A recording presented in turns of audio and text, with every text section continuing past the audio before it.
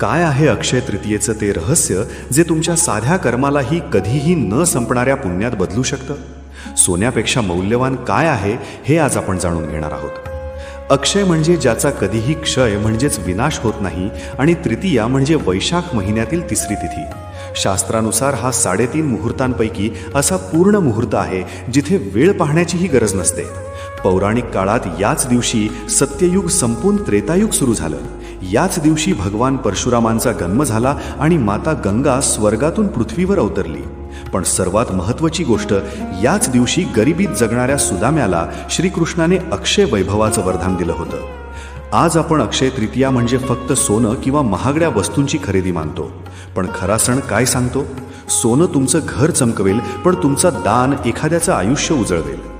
या दिवशी पाण्याने भरलेला माठ दान करणं, वृक्षारोपण करणं किंवा भुकेलेला अन्न देणं हेच खरं अक्षयधन आहे.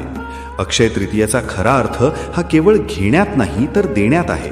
हेच ते पुण्य आहे जे मृत्यूसोबतही संपत नाही. आजच्या अक्षय तृतीयेला तुम्ही कोणतं अक्षय पुण्य कमावणार आहात? कमेंट्समध्ये नक्की सांगा.